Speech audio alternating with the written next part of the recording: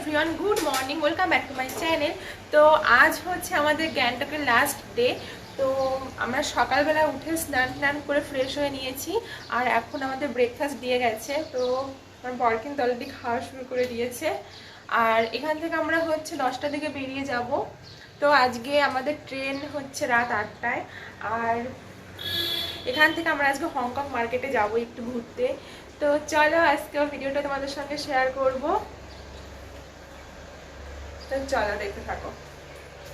এই কয়েকদিন এখানে থেকে কিন্তু আমি একদিনও ব্রেকফাস্ট করিনি, যেহেতু সব তেলে ভাজাগুলো সকালে দিয়েছিল, কিন্তু এগুলো খেতে পারিনি আমি কিছুই।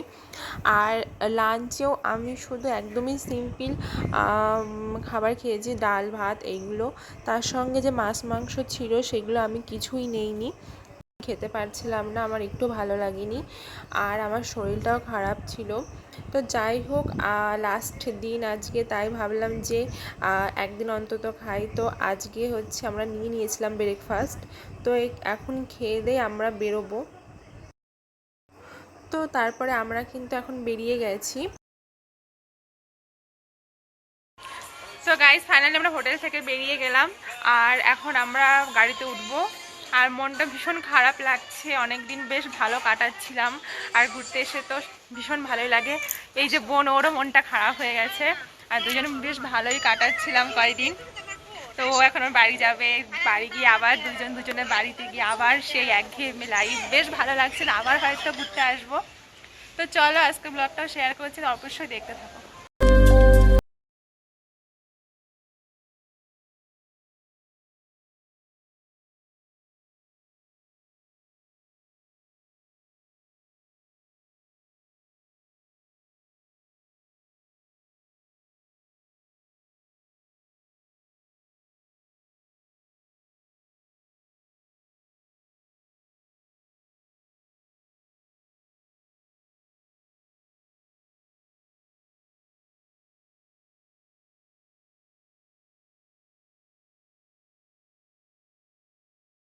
তো এখান থেকে আমাদের গাড়ি বুক করা ছিল। আর আজকে এখান থেকে হচ্ছে শিলিগুড়ি যাব, কারণ আমাদের ইচ্ছা ছিল যে একটু হংকং মার্কেটে ঘুরে আসার।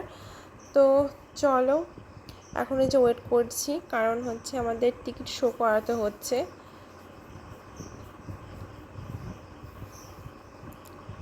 তো তারপরে আমরা রওনা দিয়ে দিলাম।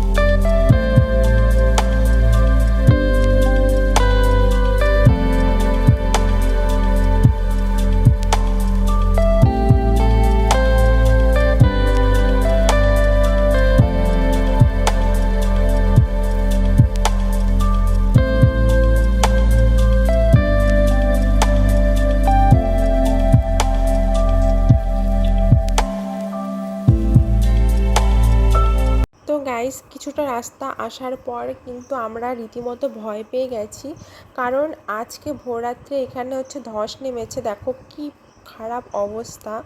তো আমাদের এখানে গাড়ি কিন্তু প্রায় 6 ঘন্টা মতো লেট ছিল। মানে আমাদের যেখানে 3 ঘন্টা 4 ঘন্টার মধ্যে পৌঁছে যাওয়ার কথা, তো আমাদের পৌঁছাতে যথেষ্ট লেট হয়েছিল। মানে আমরা আর কিছুক্ষণের জন্য ট্রেনটা পেয়েছি, এরকম একটা খারাপ অবস্থা। তো দেখো গাইস, কি অবস্থা এখানটায়, গাড়িগুলো কীরকমভাবে বসে গেছে নিচের দিকে।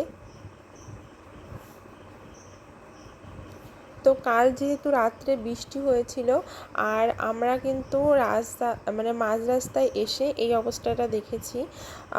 তো খুব খারাপ লাগছিল, মানে গাড়ির মধ্যে অনেকটা টাইম আমাদের কাটাতে হয়েছে, যেহেতু আমরা সকাল 10টার দিকে গাড়িতে উঠেছিলাম। তো আমাদের নেমে যাওয়ার কথা ছিল হচ্ছে 1:30টার মধ্যে। তো সেখানে আমরা পৌঁছেছিলাম হচ্ছে 6:30 প্রায় বেজে গেছিলো, 6:30টারও বেশি, প্রায় 7টা মতো বেজে গেছিলো। আর আমাদের ট্রেন ছিল হচ্ছে 7:45-এ। তো কিছুক্ষণের জন্য আমরা হচ্ছে ট্রেনটা পেয়েছি।